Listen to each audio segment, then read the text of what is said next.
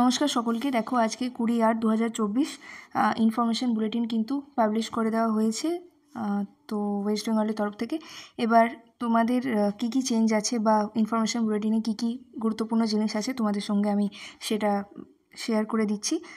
তো দেখো এখানে তোমরা WBMCCর সাইটেই এটা পেয়ে যাবে, অনেকে দেখে নিয়েছো। তো আমি একটু ক্লিয়ার করে দিই কী কী জিনিস এখানে আছে। দেখো স্টেট কোটা কাউন্সেলিংয়ের জন্য অবভিয়াসলি এটা তো তো প্রথমত যেটা হচ্ছে তোমাদের ভেরিফিকেশনের সমস্ত কিছু বলা আছে, এবং এখানে দেখো ডোমিসাইল নিয়ে বলা আছে প্রোফর্মা A1 A2 B, এটা আগেই ক্লিয়ার করে দেওয়া হয়েছে। এটা কিন্তু লাস্ট 31 ডিসেম্বর 2023 অবধি কিন্তু লাস্ট 10 ইয়ার্স তোমাদেরকে যদি ডোমিসাইল ওয়েস্ট বেঙ্গলের থাকে, তোমরা যদি ওয়েস্ট বেঙ্গলের বসবাসকারী হয়ে থাকো, তাহলে কিন্তু এই প্রোফর্মাগুলো তোমাদের জন্য অ্যাপ্লিকেবল। বিটার কথা তো তোমরা জানোই, যেখানে তোমাদের বাবা মা যদি এখানকার বাসিন্দা হয়ে থাকে তাদের ক্ষেত্রে এইটা আগেই আলোচনা করে দেওয়া হয়ে গেছে।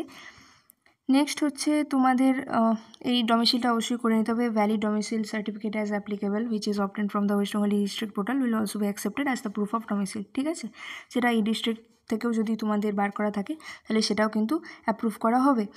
নেক্সট এখানে বলা আছে in case of proforma B or E district domicile of the parent is furnished, it is required to produce any two of the following original ID proof. দেখো ভোটার আইডি কার্ড আর Aadhaar card and passport, যে কোনো দুটো তোমাদেরকে produce করতে হবে of the concern parent during the stage of document verification where the said ID card show that the residential address is in West Bengal. ঠিক আছে, ডোমিসাইল বিয়ের ক্ষেত্রে তো তোমরা রেসিডেন্ট ছিলে না, তোমাদের বাবা অথবা মা কাউকে একজনকে থাকতে হবে। তো তাদের কিন্তু দুটো যে কোনো ভোটার কার্ড, আধার কার্ড আর পাসপোর্টের মধ্যে যে কোনো দুটো কিন্তু শো করতে হবে যে তারা এই ওয়েস্ট বেঙ্গলের বাসিন্দা, এটা কিন্তু প্রুফ।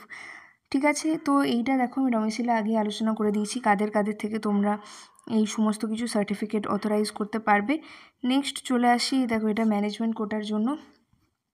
এগুলো দেখো, এগুলো আরেকটা জিনিস বলে দিই, হ্যাঁ, তো এগুলো আমি তোমাদেরকে আলোচনা করে দিয়েছি। ঠিক আছে, নেক্সট তোমরা চলে এসো caste certificate, caste status of candidate. এটা কিন্তু খুব ইম্পর্টেন্ট, যে ওবিসি এ ওবিসি বি যাদের এবছর ওবিসি নিয়ে একটা তোমাদের এখনও কেস চলছে, এটা তোমরা জানো অনেকে। তো if the candidate who is domicile in the state of West Bengal selects OBC A or OBC B during filling up of category in online application form, then the candidate shall have to produce a valid certificate issued by authority in West Bengal only at the physical document verification venue, both in pre and post allotment verification process. Otherwise the candidate is treated as unreserved. ঠিক আছে, তোমরা কিন্তু তাহলে UR ক্যাটাগরিতে চলে যাবে যদি তোমাদের কাছে ভ্যালিড প্রুফ না থাকে ওবিসি এ অথবা ওবিসি বি এর।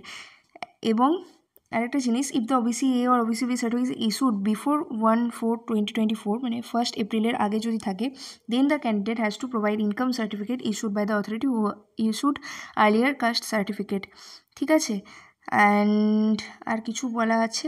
তো hence the non creamy layer NCL, যারা OBC NCL certificate must be issued by the competent authority on or after 1/4/2024, 1 এপ্রিলের পরে, অথবা 1/4/2024 অনওয়ার্ডস। ঠিক আছে, নেক্সট হচ্ছে এইখানে যে ক্যালকাটা হাইকোর্ট নিয়ে যে আমাদের অর্ডারটা বেরিয়েছিল সেইটা একটা কিন্তু তুলে ধরা হয়েছে, এটা তোমাদের দেওয়া আছে এখানে। এই দেখো এখানে বলা আছে as per the NT public notice dated 9th February 2024 for submission of online application of NEET UG 2024, which is prior to the date of passing of this solemn order. So the candidates who had already declared themselves as OBC during the registration of NEET UG 2024 examination, that is, have already availed the benefit of reservation, or candidates having valid OBC A or OBC B certificate already issued by the appropriate West Bengal state authorities prior to the last date of NEET UG registration process shall be considered as having a valid OBC A or OBC B certificate. ঠিক আছে, আরেকটা জিনিস দেখো EWS নিয়ে বলা আছে, so certificate must be issued by the appropriate authority in appropriate format as published in the WBMCC counseling website. দেখো তোমাদেরকে আমি সকালেই একটা ভিডিও বানিয়েছিলাম, তাতে কিন্তু প্রপারলি এখানে আমি বুঝিয়ে দিয়েছি যে EWS মেমোরেন্ডামটায় কী কী বলা আছে। ঠিক আছে, আর এটা হচ্ছে PWD, দেখো স্ট্যাটাস, এটা কিন্তু পরিষ্কার বলা আছে যে IPJMR কলকাতাতে তোমাদের যে আবার নতুন করে একটা চেক আপ হয় হেলথ, যে তোমাদের কী কী ডিসেবিলিটিস আছে সেইটা কিন্তু করতে হবে, এবং ওখান থেকে যে সার্টিফিকেটটা তোমাদেরকে দেবে PWD সেটাই কিন্তু প্রডিউস করতে হবে at the time of verification.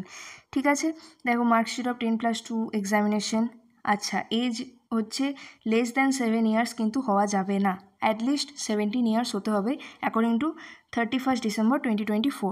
Next এখানে আর কি কি আছে দেখো, এটা ভেরিফিকেশনের জন্য, এটা নিয়ে আমি আলাদা একটা ভিডিও করেছি, আমি তবু আরেকবার বানিয়ে দেবো, কারণ এখানে management quota, state quota, NRI quota সবার জন্য এটা বলা আছে, আমি এটা নিয়ে একটা ভিডিও বানিয়ে দেবো। এখানে দেখো পুরো ফ্লো চার্টটা দেওয়া আছে কী করে তোমরা ভেরিফিকেশন করবে, মানে ভেরিফিকেশনের পর তোমরা choice filling, choice locking, seat allotment, তারপর তোমাদেরকে যেখানে যেখানে তোমাদের অ্যালোটেড হবে সেইখানে গিয়ে অ্যাডমিশন নিতে হবে, তারপর নেক্সট ফার্দার রাউন্ড তোমাদের চলবে, তোমরা যদি আপগ্রেড করতে চাও বা অন্য কলেজে যেতে চাও, ঠিক আছে। আর দেখো এখানে কিন্তু বলা আছে, if the candidate fails to provide valid or appropriate domicile certificate during verification, then the candidate shall be considered as non-domicile to the state of West Bengal.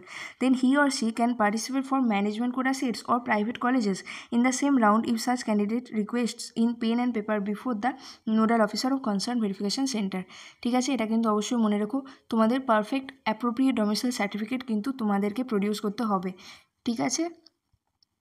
আর যদি ওবিসি এ আর ওবিসি বি এর জন্য এটা হচ্ছে, if the candidate fails to provide valid document in favour of if his or her caste status, that is OBC A or OBC B, সেক্ষেত্রে কিন্তু তোমরা candidate কিন্তু আনরিজার্ভ ক্যাটাগরিতে বিলং করে যাবে, ঠিক আছে। আর he or she is having the appropriate cutoff as per the changed category status to remain eligible for counseling process। তোমাদের যদি perfect OBC A or OBC B caste certificate না থাকে, তাহলে কিন্তু তোমরা ইউআর বা আনরিজার্ভ ক্যাটাগরিতে ট্রান্সফার হয়ে যাবে, এবং আনরিজার্ভডের জন্য যে কাট অফ মার্কস হয় সেটাই তোমাদেরকে মেনে চলতে হবে। আচ্ছা, এখানে এসসি এসটি ওবিসিগুলোর জন্য খুব একটা চেঞ্জ নেই, আর পিডব্লিউডির জন্য তোমাদেরকে কিন্তু পারফেক্ট অ্যাপ্লিকেশন দিতে হবে। নেক্সট হচ্ছে, even after the first round of physical document verification before online choice fill up during admission stage, also there shall be another round of document verification, and if it is found that the candidate is not having appropriate caste or PWD certificate as was stated during online registration and application stage, then the seat of that round shall be cancelled and the candidate can be considered as unreserved or non-PWD। ঠিক আছে, এগুলো কিন্তু অবশ্যই মাথায় রেখে চলো। তোমাদের অ্যাডমিশনের সময়ও কিন্তু সমস্ত ডকুমেন্টস নিয়ে যেতে হয়, এবং সেখানে গিয়ে কিন্তু আবার ভেরিফিকেশন হয় তোমাদের, তাই এই কথাটা কিন্তু বলা আছে যে প্রপার তোমাদের ডকুমেন্টস কিন্তু খুব ইম্পর্টেন্ট। আর এইটা কিন্তু তোমাদের অ্যাটলিস্ট 17 ইয়ার হতে হবে অ্যাজ পার 31 ডিসেম্বর 2024, নাহলে কিন্তু তোমাদের ক্যান্ডিডেচার ক্যান্সেল হয়ে যাবে, আর ক্যান্সেল হলে কিন্তু আরেকবার তোমাদেরকে ফেরত দেওয়া হবে না, ঠিক আছে। তো এই হচ্ছে সমস্ত কিছু। আর fee payment shall be one time for a particular candidate, বারবার একজন ক্যান্ডিডেট কিন্তু বারবার ফি পেমেন্ট করতে পারবে না, এবং তোমাদেরকে এগুলোই বলা হচ্ছে। এইটা অনেকের প্রশ্ন, the non allotted candidate round 1 or the candidate who was allotted and admitted in round 1 and submitted willingness for participation in round 2, or the allotted but not reported candidate in round 1, newly registered candidate in round 2 can fill choice afresh for round 2 allotment, ঠিক আছে। এখানে দেখো এটা খুব important, অবশ্যই মাথায় রাখো, candidates cancel due to want of essential documents or candidates who surrendered after admission, or the candidates found to submit misinformation or falsification or fabrication of documents shall be out of further counselling process. একবার যদি কোনো miss information বা misguide তোমরা করতে চাও, তাহলে কিন্তু পুরো কাউন্সেলিং প্রসেস থেকেই বাদ পড়ে যাবে, আর ফার্দার কিন্তু তোমরা কাউন্সেলিংয়ে বসতে পারবে না, সেটা রাউন্ড 1, 2, 3 যাই হোক না কেন। আচ্ছা, এখানে আর কিছু নেই, তো রাউন্ড 1 কাউন্সেলিং এগুলো তোমরা দেখে নিও, এগুলো তোমরা জানো অবশ্য, বারবারই এগুলো বলা হয়েছে। আর কিছু যদি, আর যেটা ইম্পর্টেন্ট জিনিস তোমাদেরকে বলার ছিল, এটা রাউন্ড 1, রাউন্ড 2, রাউন্ড 3 তোমরা ফ্রেশ বসতে পারবে, আর ঠিক আছে, এটা কিন্তু তোমরা করতে পারবে। কিন্তু দেখো, অনলাইন স্ট্রে ভ্যাকেন্সি রাউন্ড একটা হয়, সেখানেও তোমাদের ফ্রেশ রেজিস্ট্রেশন নেওয়া হবে, কিন্তু এই ফিজিক্যাল স্ট্রে ভ্যাকেন্সি রাউন্ড একটা হয় একদম লাস্টে, যদি সিট তারপরেও ভ্যাকেন্সি থাকে কিছু, তখন কিন্তু এটা হয়, এবং এক্ষেত্রে কিন্তু no fresh registration or fee payment is allowed in stray vacancy round, ঠিক আছে। আর কোনো ফ্রেশ রেজিস্ট্রেশন নেওয়া হয় না, only the candidates who are already successfully verified are not allotted till online stray round, তাদেরই কিন্তু শুধুমাত্র ফিজিক্যাল স্ট্রে ভ্যাকেন্সি রাউন্ডে তোমাদেরকে অ্যালাউ করা হয়, ঠিক আছে। এই হচ্ছে টোটাল প্রসেস, সমস্ত কিছুর আমি ক্লিয়ার করে দেওয়ার চেষ্টা করলাম। আর তোমরা এই জায়গাটাও একটু দেখে নিও যে conversion rule available for vacancies in round 3, UR PWD থেকে ইউআর ইডব্লিউএস হতে পারে, পিডব্লিউডি থেকে ইডব্লিউএস এসসি, পিডব্লিউডি থেকে এসসি এসটি, ঠিক আছে, এগুলো কিন্তু আছে, তোমরা একটু ক্লিয়ারলি দেখে নিও। নাহলে ভিডিওটা অত্যধিক বড় হয়ে যাবে, আমি সেটা চাইছি না। আর ঠিক আছে, এই ছিল মোটামুটি সমস্ত কিছু। তো এইগুলো আমি তোমাদেরকে জানিয়ে রাখলাম। এটা ইনফরমেশান বুলেটিনটা তোমরা WBMCC সাইটে গিয়েই পেয়ে যাবে, এটা একবার দেখে নিও। তো যারা নর্মালি চলছো, যেমনভাবে গাইড করা হয়েছে তোমাদেরকে, তোমরা যেমন জানো সেইভাবে তোমরা সমস্ত ডকুমেন্টস নিয়ে রেডি করে কাল থেকেই রেজিস্ট্রেশন শুরু। তোমাদের যদি প্রত্যেকের সমস্ত কিছু রেডি করা থাকে, ডোমিসাইল মেডিকেল সার্টিফিকেট যদি রেডি হয়ে গিয়ে থাকে, কাল রেজিস্ট্রেশন করে নাও। 22 তারিখ থেকেই ভেরিফিকেশান স্টার্ট, তোমাদের কিন্তু ভেরিফিকেশান হয়ে যাবে। আচ্ছা, আরেকটা জিনিস দেখো, রেজিস্ট্রেশন তোমাদের কত টাকা লাগবে, তোমাদের যেটা প্রশ্ন। তো ফি পেমেন্ট করতে হবে যারা SC ST OBC OBCA OBCB PWD EWS আছো, তাদের জন্য হচ্ছে 1500 টাকা, আর বাকি আনরিজার্ভড ক্যান্ডিডেটের জন্য হচ্ছে 2000 টাকা। ঠিক আছে, 2000 ফর আনরিজার্ভড, আর বাকিদের জন্য যে কোনো কাস্টদের জন্য তোমাদের থাকবে 1500। ঠিক আছে, তো এই হচ্ছে টোটাল প্রসেস। OBCদের জন্য কিছু চেঞ্জ এসেছে, তোমরা একটু ভালো করে খেয়াল করে নিও। এবং সবার জন্যই বলছি, প্রত্যেককেও কিন্তু মিস ইনফরমেশন দেওয়ার চেষ্টা করো না। পারফেক্ট ডকুমেন্ট নিয়ে যাবে, ভেরিফিকেশান সুন্দরভাবে হয়ে যাবে, কিন্তু কোনো ভুল করলেই কিন্তু সেক্ষেত্রে প্রবলেম হতে পারে। ঠিক আছে, খুব ভালোভাবে দাও। আমিও আলাদা তোমাদের যদি আর কিছু প্রশ্ন থাকে আমি উত্তর দিয়ে দেবো। ততক্ষণ এই ভিডিওটা শেষ করছি। ধন্যবাদ।